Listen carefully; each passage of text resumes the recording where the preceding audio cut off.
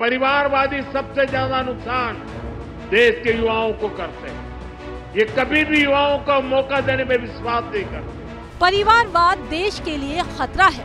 PM Modi ने ये बात 24 घंटे पहले काशी में कही थी, लेकिन लगता है इसकी आवाज उन्हीं की पार्टी बीजेपी के कानों तक नहीं पहुंची। ये हम इसलिए कह रहे हैं क्योंकि रविवार को एक और जहां पीएम मोदी वाराणसी में परिवारवाद के खिलाफ हल्ला बोल रहे थे, उसी दिन महाराष्ट्र के चुनावी दंगल में बीजेपी ने 99 उम्मीदवार की लिस्ट जारी की, जिसमें पार्टी ने 1-2 नहीं 10 से ज्यादा दिग्गज नेताओं के बेटे बेटियों और भाई को टिकट दिया।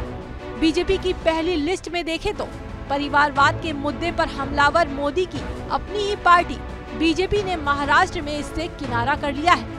पूर्व मुख्यमंत्री बीजेपी सांसद अशोक चव्हाण की बेटी श्रीजया चव्हाण को भोकर से, मुंबई बीजेपी अध्यक्ष आशीष शेलार के भाई विनोद शेलार को मलाड पश्चिम से, पूर्व केंद्रीय मंत्री राव साहेब दानवे के बेटे संतोष दानवे को भोकरदन से प्रत्याशी बनाया गया है। शिंदे गुट की शिवसेना के नेता पर फायरिंग करने के कारण जेल गए बीजेपी विधायक बबन राव पचपुते की पत्नी प्रतिभा सातपुते को श्रीगोंडा से प्रत्याशी बनाया है।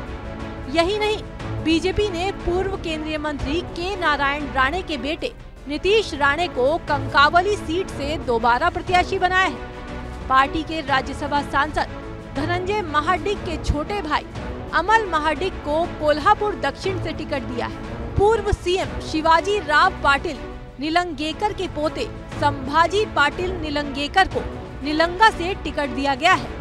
पूर्व सांसद अनिल शिरोल के बेटे सिद्धार्थ शिरोल को शिवाजी नगर से प्रत्याशी बनाया है। चिंचवाड़ में दिवंगत विधायक लक्ष्मण जगताप की पत्नी अश्वनी का टिकट काटकर उनके भाई शंकर जगताप को टिकट दिया गया है। राज्यपाल हरिभाऊ जावले के राजवंश में लंबे समय तक रहे अमोल जावले को रावेर सीट से टिकट दिया गया है। पीएम मोदी ने भले ही परिवारवाद के खिलाफ मोर्चा खोला है, लेकिन बीजेपी वरिष्ठ नेताओं के परिवारों को तवज्जो देकर इसे बड़ा सियासी दांव बांध रही है। पार्टी का मानना है कि नेताओं के परिवारों को तवज्जो देकर उनके प्रभाव को पूरी तरह से चुनाव में भुना जा सके, और शायद इसीलिए पीएम मोदी के विचारधारा के खिलाफ पार्टी परिवारवाद से परहेज करती नहीं नजर आ रही है।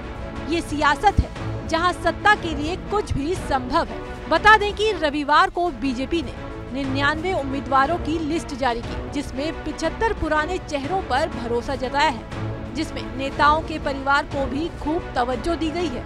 बता दें कि 288 सीटों वाले महाराष्ट्र में बीजेपी करीब 155 से 160 सीटों पर चुनाव लड़ने वाली है। अब ये देखना काफी दिलचस्प होगा कि बाकी बची 55 से 60 सीटों पर बीजेपी परिवारवाद को कितनी जगह देती है। इस खबर को लेकर आपकी क्या प्रतिक्रिया है?